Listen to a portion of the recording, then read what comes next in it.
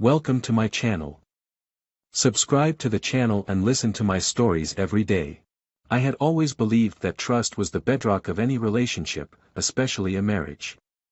Linda and I had been together for 15 years, a union forged during the wild and hopeful days of college. She was my world back then, funny, smart, and with a smile that could knock you sideways. We built a life from the ground up, enduring the inevitable strains of careers, mortgages, and the endless responsibilities of raising 2 kids.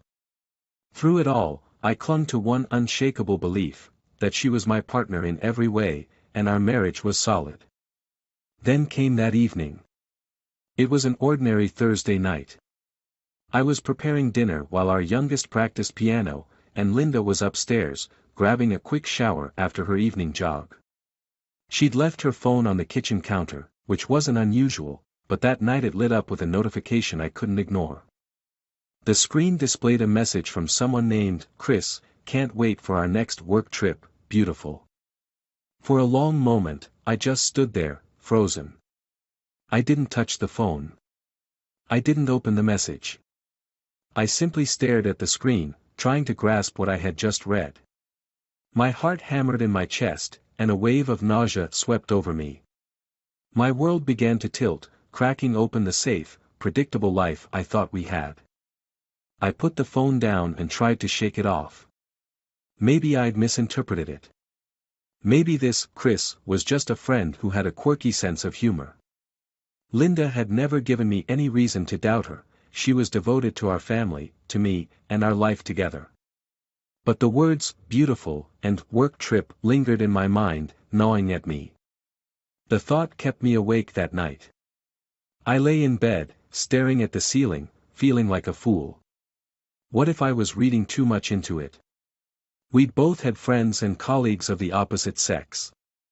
I wanted to give her the benefit of the doubt, to believe there was an innocent explanation. Yet, I couldn't shake the sinking feeling that something was very wrong. Over the next few days, I began to notice little things, details I would have previously dismissed without a second thought. Linda was more guarded with her phone, often taking it with her into the bathroom or leaving it face down on the counter.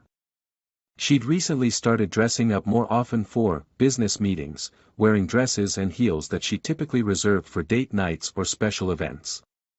And there was her sudden uptick in work trips out of town. It was as if, in a matter of weeks, my wife had transformed into someone else, a stranger with secrets I wasn't meant to uncover. One night, as Linda prepared for yet another out-of-town conference, I couldn't resist the impulse to check her credit card bills. She handled most of the family finances, so I hadn't paid much attention to them before. But when I saw recent charges at high-end restaurants and luxury hotel bars, all while she was supposedly working, I felt the floor drop out from under me. I knew then that I needed the truth, even if it hurt. I wasn't going to confront her without knowing exactly what I was dealing with, so I took my search further. I called a friend who worked in IT and asked if there was any way to access more detailed records of her credit card transactions. I hated how sneaky I was being, but I told myself it was justified. When my friend sent over the information, I discovered enough details to confirm what I had been dreading. She had indeed been staying at luxury hotels during her supposed work trips, racking up bills on dinners and drinks, all with a man who was most definitely not me. The weight of betrayal settled heavily on my shoulders. The nights Linda had told me she'd be busy networking, she'd been with him. Chris. Whoever he was, he'd stolen something I couldn't easily reclaim. And she had let him. But instead of raging or confronting her right away, I waited. I wanted to see if she'd confess, if she'd feel guilty enough to come clean. The next time she packed her bags for a conference, I watched her move around our room, selecting outfits and heels with a practiced ease that told me this had become routine for her. I wanted to believe it was just a fling, that she was somehow going to wake up and realize what she was throwing away. But Linda was calm, even cheerful. She hummed as she tossed in an extra dress, meticulously arranging each item. I stood at the doorway, watching her pack. Ready for another trip? I asked, keeping my tone neutral. She turned to me with that same smile, the one I'd fallen in love with all those years ago. Yes, another conference. Just the usual, she replied, sounding almost bored by the idea. But there was a flicker in her eyes, a spark I hadn't seen in a long time. I realized it wasn't excitement for her work but something else entirely. The night she left, I felt the house was emptier than it had ever been. I tucked the kids in, went through the usual bedtime routine, and then sat in our quiet living room, staring at the walls as the hours ticked by. I could imagine her with him, laughing, sharing inside jokes, touching. The rage I had been suppressing started to simmer, boiling over with every passing second.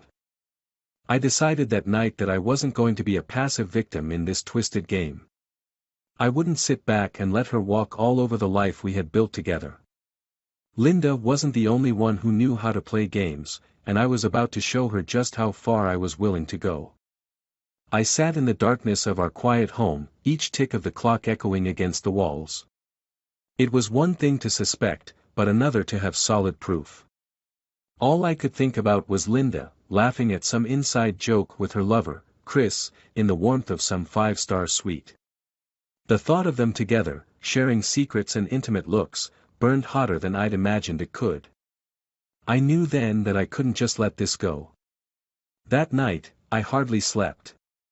I scrolled through her texts on her tablet, which was synced with her phone. It felt wrong, but the messages told me everything I needed to know. Chris wasn't just some fleeting crush, they'd been planning these work trips for nearly 6 months. They shared all the details of their encounters, their plans for the next trip, their fantasy of a life together. It was all there, written as if I didn't exist. Linda's words were filled with admiration, passion, promises. But for Chris, it seemed more casual, almost like he knew it was all just a passing thrill. A strange, unexpected calm came over me. If they were so careless to put it all in writing, they'd made this easy for me. I gathered everything I could, screenshots, credit card statements, receipts.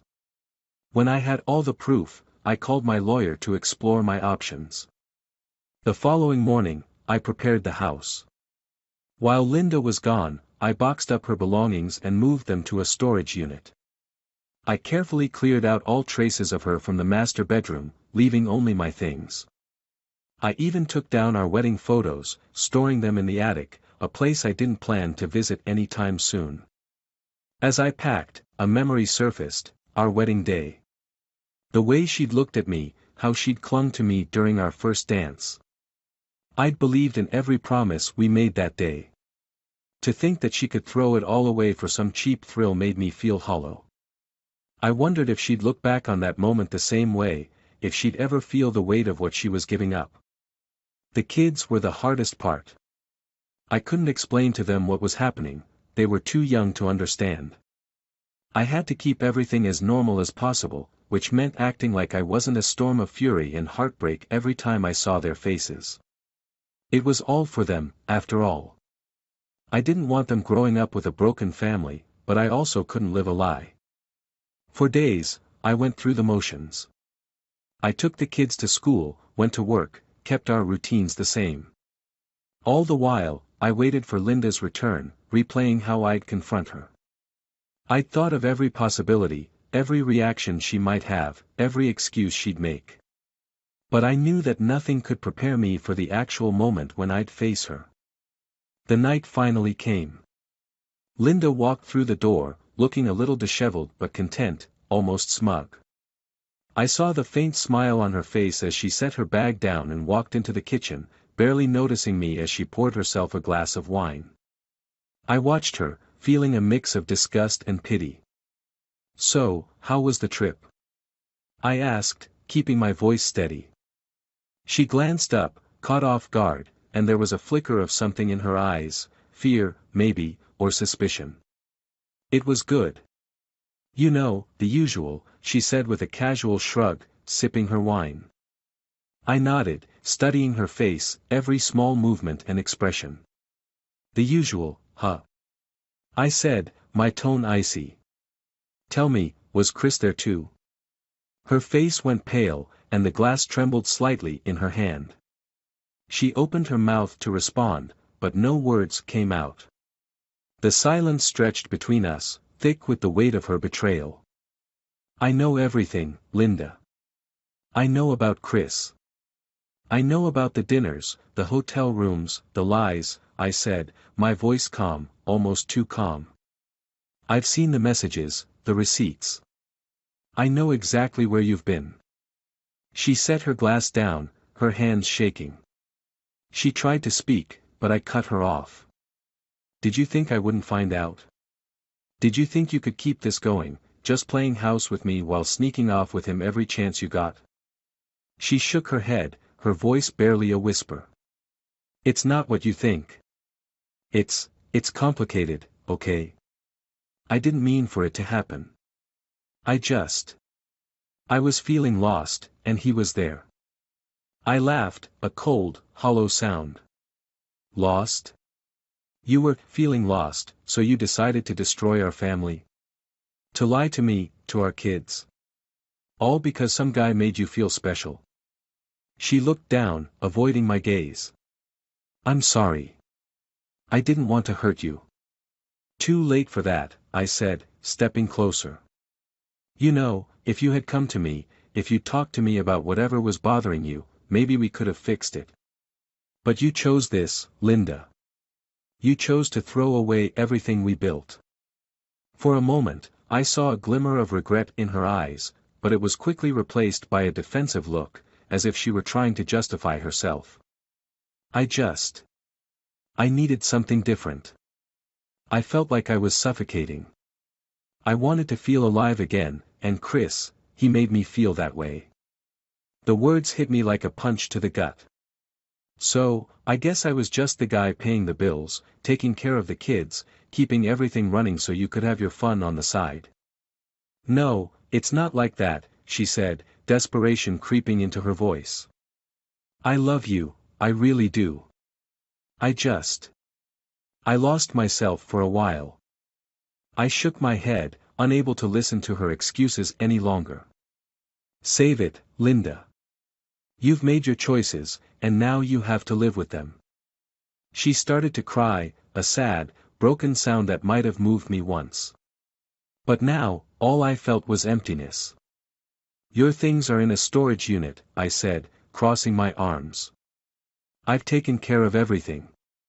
The kids are staying with me, and I've already spoken to a lawyer. Her face twisted in shock. You're serious?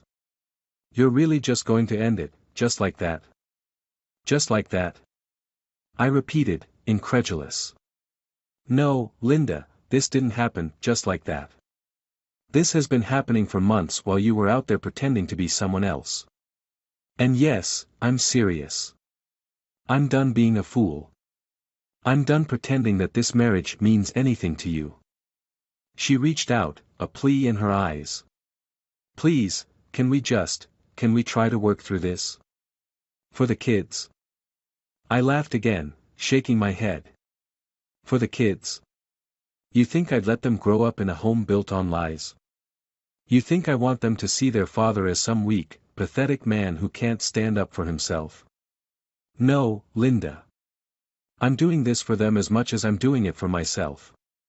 Her shoulders slumped, and for the first time, I saw her defeated. The realization sank in that she'd lost everything. There was nothing left to say. I walked to the door, leaving her standing alone in the kitchen, surrounded by the shattered remnants of the life we'd once shared. As I closed the door, a strange sense of relief washed over me. I'd thought I'd feel devastated, broken. But instead, I felt free. Free of the lies, the betrayal, the weight of a marriage that had turned into something twisted and dark. For the first time in a long time, I was truly free.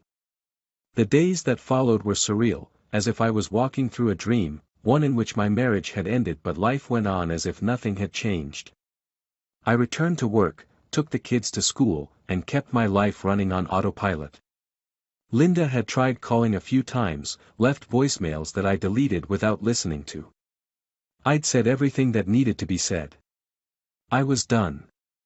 One evening, as I settled into the quietness of the house after putting the kids to bed, I realized how unfamiliar it felt without her. I hadn't fully accepted what it would mean to live in the same space without her presence. The silence was both a comfort and a reminder of all that had been lost. I had loved Linda deeply once. But after all that had happened, I couldn't tell if I still loved her or if I'd just been holding on to the idea of her. Maybe that's what hurt the most, that I didn't know the woman I'd spent 15 years with as well as I thought I did. On the third night after Linda left, I was doing dishes when my phone buzzed. It was a message from an unknown number, and I opened it with hesitation. The message read, "Hey, this is Chris. I need to talk to you. It's important." A mix of anger and curiosity flooded me. What could he possibly want? I debated ignoring it, but something in me wanted to hear him out.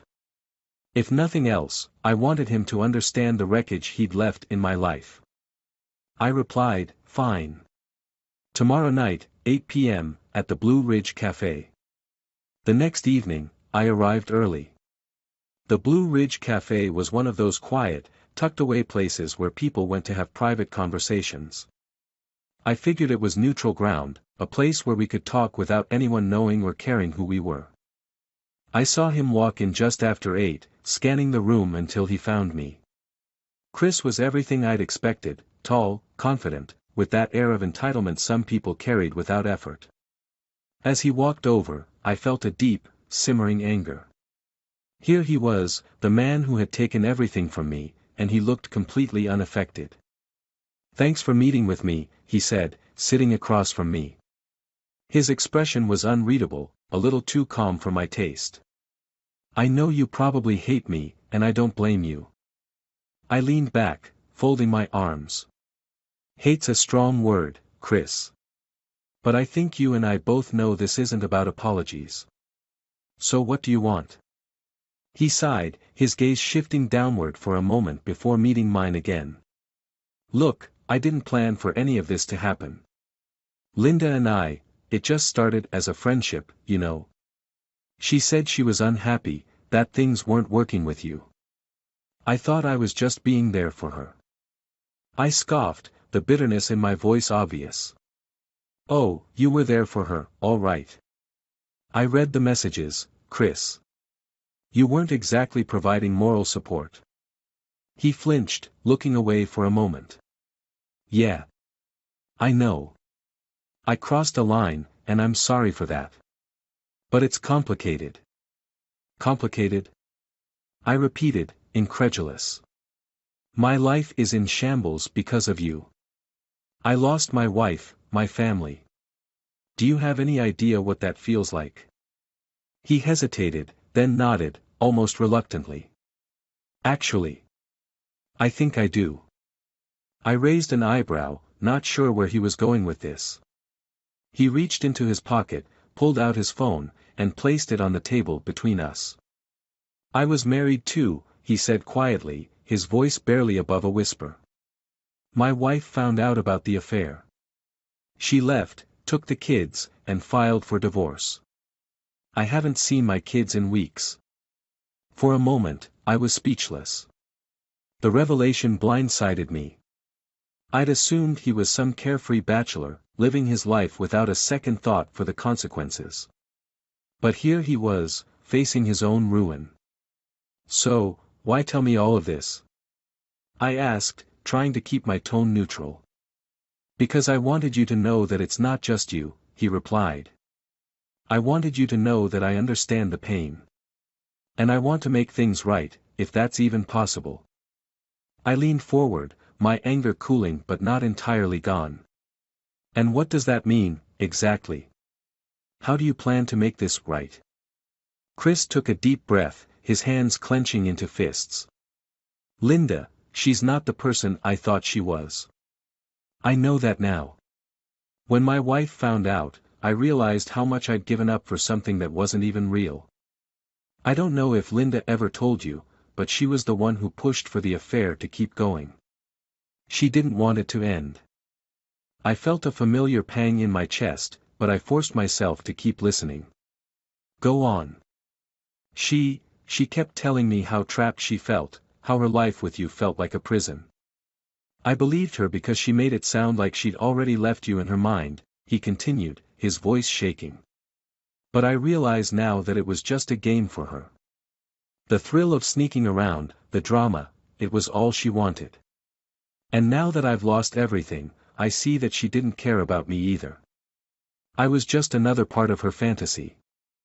I stayed silent, letting his words sink in. I thought about how Linda had pleaded with me to take her back, how she tried to paint the affair as a mistake.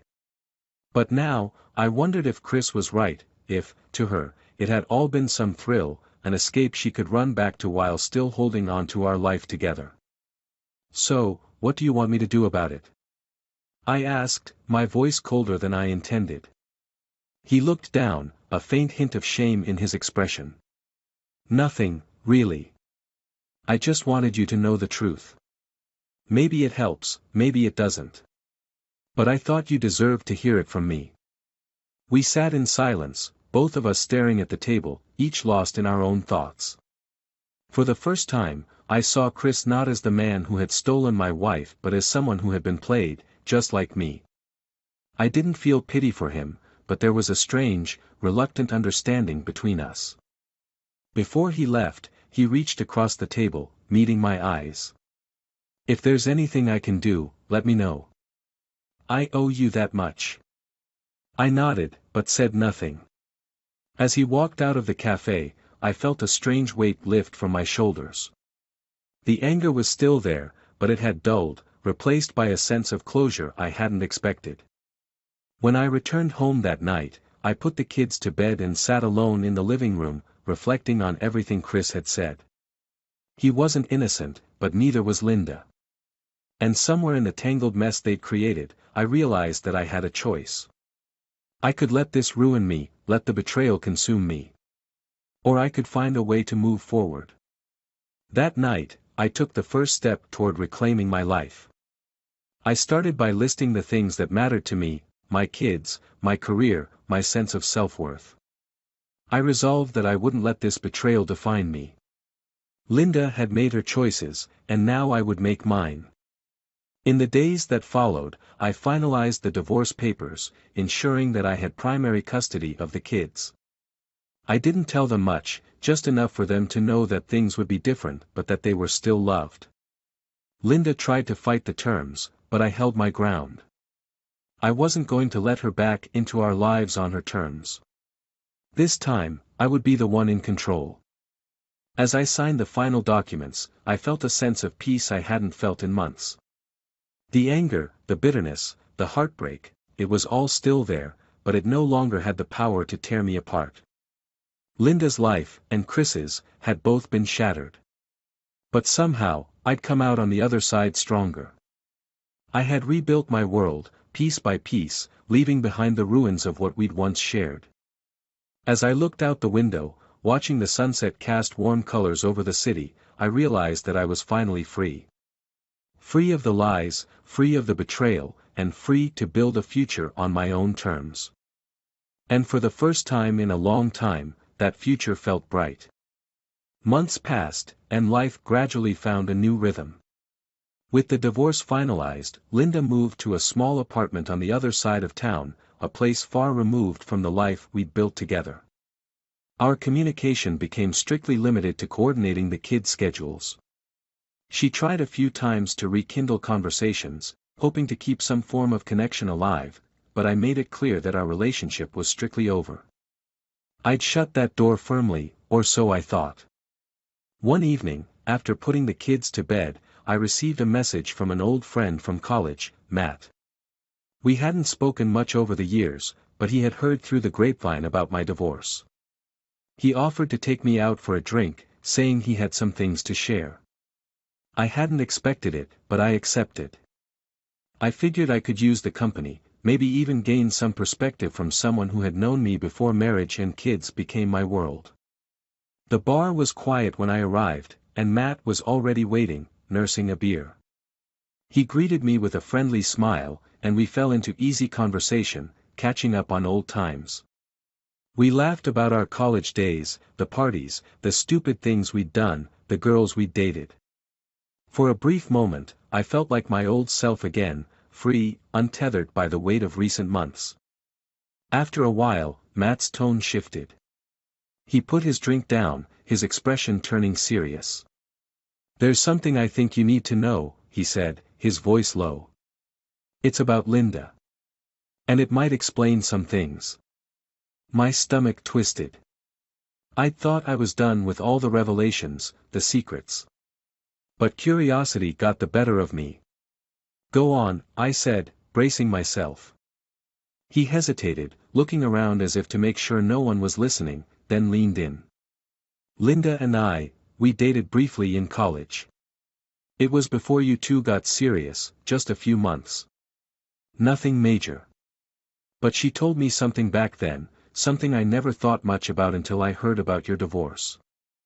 I narrowed my eyes, confused. "What do you mean? Linda never mentioned anything about you." Matt shook his head, an apologetic look on his face. "She probably didn't think it mattered. Like I said, it was casual, but there was something strange about her. I didn't notice it at first, but after a while, I started to see a pattern. She had a way of getting bored, a tendency to push boundaries just for the thrill of it. Even back then, she craved excitement. I guess it's not surprising, given what happened between you two." I thought back to all the times Linda had spoken about feeling stuck or trapped.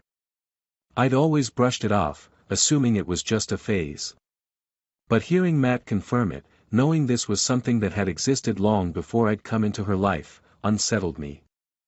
"So, what does that mean?" I asked, trying to understand why he was telling me this now. Matt looked down at his drink, then back up at me. "I guess I just wanted you to know that it wasn't about you, or anything you did. I think Linda was always looking for something more, something different. And no matter who she was with, she would have ended up wanting something else." I took in his words, letting the bitterness sink in. Maybe he was right. Maybe Linda's restlessness was something beyond my control, something she'd carried with her long before she'd met me. But if that were true, it only left me with a hollow feeling, as if our entire marriage had been doomed from the start. Matt finished his drink and offered a final piece of advice. "Move on, man. Don't let this haunt you. You deserve a fresh start." I nodded, grateful for his honesty. We said our goodbyes, and as I drove home, I felt lighter, as if a weight had been lifted from my shoulders. Maybe this was the closure I needed, the reassurance that Linda's choices weren't a reflection of me but of her own unresolved desires. The weeks slipped by, and slowly, I found myself embracing my new life. I started going to the gym, taking the kids on weekend trips, even meeting a few new people. For the first time since the divorce, I felt at peace, ready to leave the past behind. Then, one Saturday afternoon, I got a call from Linda. I almost didn't answer, but something urged me to pick up. "Hey," she said, her voice hesitant. I need to talk to you about something." I sighed, wondering what she could possibly want now. "What is it, Linda?" She hesitated, as if choosing her words carefully. "Look, I know you probably don't care, but things haven't been easy since we split. Chris, he's gone. We broke up, and now I'm just trying to piece my life together. I didn't realize how much I'd lost until it was too late." I felt a pang of vindication but quickly pushed it aside. "I'm sorry to hear that, Linda, but I don't see how this involves me." She paused, her voice trembling. I wanted you to know that I made a mistake. I see that now. And I know it's too late, but I wish I could go back. I wish I hadn't hurt you." Her words hung in the air, and for a brief moment, I felt a twinge of the love I once had for her. But it was overshadowed by the memories of betrayal, of the lies and broken promises. "Linda, I'm moving on," I said, my voice firm. "I can't live in the past, and neither should you. We're done. It's time to let go." There was a silence, and then a quiet sob on the other end of the line. I hung up, feeling a strange sense of relief. I'd given her the closure she needed, but more importantly, I'd freed myself from any lingering ties to our past. A few days later, as I sorted through some old boxes in the attic, I came across a stack of letters, all addressed to me in handwriting I didn't recognize. They were tucked away in an old shoebox, one I hadn't opened in years. Curious, I opened the first letter, dated over a decade ago. Dear David, I'm not sure how to say this, but I feel like I'm losing myself. I don't know if this life is what I wanted, and I'm scared to tell you because I don't want to hurt you. The words sent a chill down my spine. Each letter, written over the years, revealed Linda's struggles, her doubts, her restless nature. She had been trying to tell me for years, in her own way, but had never had the courage to speak up. And I had never known these letters existed. As I read the final letter, one written just weeks before I discovered her affair, I felt a strange sense of understanding. Linda had been trapped in her own prison, a restlessness that no marriage, no relationship could have cured. In some twisted way, her betrayal had been an act of desperation, a misguided attempt to escape the confines of a life she hadn't truly wanted. I put the letters back in the box and closed it, feeling a strange calm settle over me. Linda had never been mine to keep, not really. She was a wanderer, always looking for something just beyond her reach. That night, I buried the shoebox in the backyard, beneath the old oak tree, a final resting place for the memories of a love that had faded long ago. As I stood in the moonlight, I felt a quiet sense of release, a peace I hadn't known before. Linda had been a chapter in my life, but nothing more. And as I walked back into the house, I knew that I was finally, truly free.